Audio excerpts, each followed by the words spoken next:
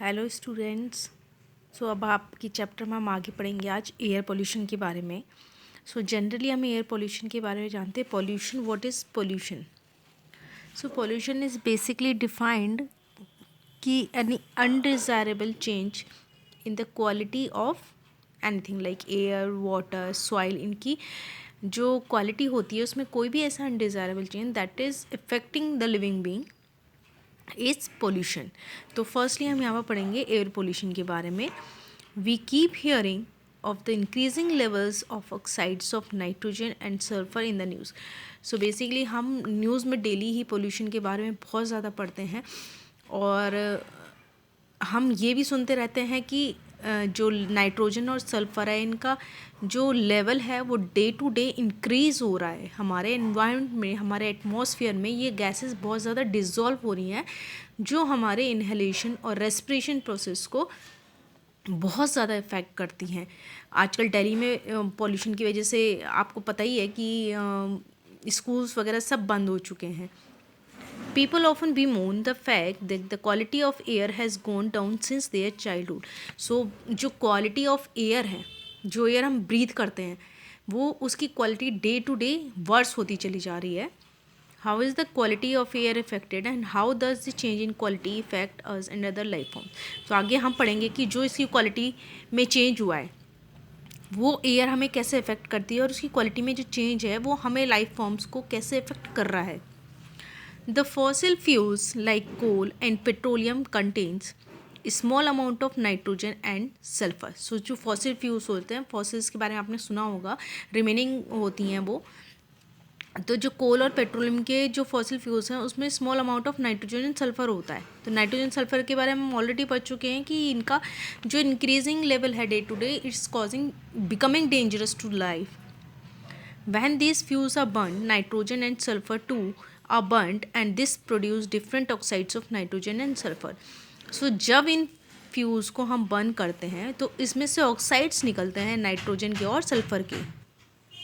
Not only in the inhalation of these gases डेंसेस। इनके जब ऑक्साइड्स होते हैं नाइट्रोजन सल्फर के, ये सिर्फ इनहेलेशन में, मतलब अगर हम सांस लेते हैं, इनहेलेशन प्रोसेस क्या होता है कि ब्रीथ इन हम सांस लेते हैं तो ये तभी डेंजरस नहीं है। They also dissolve in rain to give rise to acid rain. तो क्या होता है जब ये गैसेज लाइट इन नेचर होती हैं, एटमॉस्फेयर में जाती हैं, तो ये क्या होता है जब वाटर वेपर के साथ मिक्सअप होती हैं तो क्या करती हैं, इनके एसिड रेन कॉज करती हैं। The combustion of fossil fuel also increase the amount of suspended particles in air. These suspended particles could be unburned carbon particles or substances called hydrocarbon. जो कंबशन होता है फॉसिल फ्यूल का, जब इनको हम burn करते हैं तो इनके जो पार्टिकल्स होते हैं वो एयर में सस्पेंडेड, मतलब एयर में चले जाते हैं। उसके बाद ये पार्टिकल्स होते हैं these could be unburned carbon particles और सब्सटेंस। तो इनको बर्न नहीं कर सकते हम, तो इनको बोलते हैं हम हाइड्रोकार्बन्स।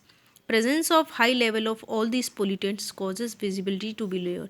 जब ये सारे सस्पेंडेड पार्टिकल्स एटमॉस्फेयर में एयर के साथ जाते हैं तो जो विजिबिलिटी है, देखते हैं हम जिस तरीके से, उसकी विजिबिलिटी को बहुत ज़्यादा देखना कम कर देते हैं, लोअर कर देते हैं, जिससे कि हमें विजिबल नहीं होती चीज़ें। Especially in cold weather when water also condenses out of air. Specially ये कब होता है, ये हमें कोल्ड वेदर जब होता है उस टाइम ज़्यादा ये चीज़ देखने को मिलती है। This is known as smoke and is visible indication of air pollution. तो smoke basically is combined with smoke plus fog is smoke.